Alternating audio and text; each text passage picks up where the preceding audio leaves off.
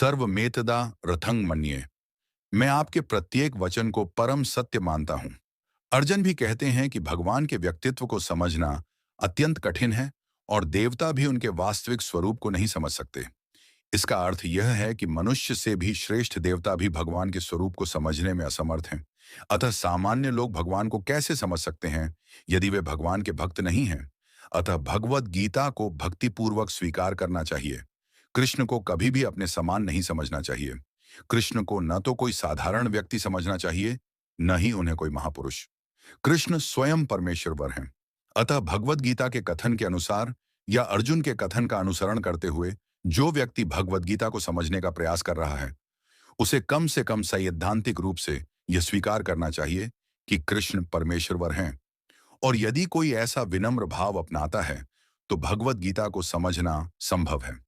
जब तक कोई भगवत गीता को श्रद्धापूर्वक नहीं पढ़ता, इसे समझना बहुत कठिन है, क्योंकि यह शास्त्र सदैव महान रहस्य से आच्छादित है। भगवत गीता क्या है? भगवत गीता का उद्देश्य लोगों को इस भौतिक संसार के बंधन से बचाना है, जो अज्ञानता के अंधकार में डूबा हुआ है। हर इंसान विभिन्न तरीकों से पीड़ित है।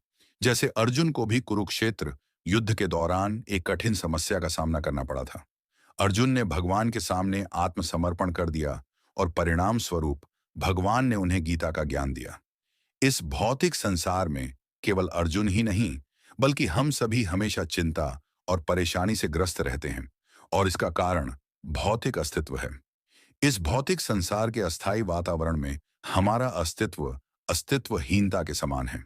इस भौतिक अस्तित्व की नश्वरता हमें भयभीत करती है, लेकिन हमारे पास इस अस्तित्वहीनता के डर से डरने का कोई कारण नहीं है।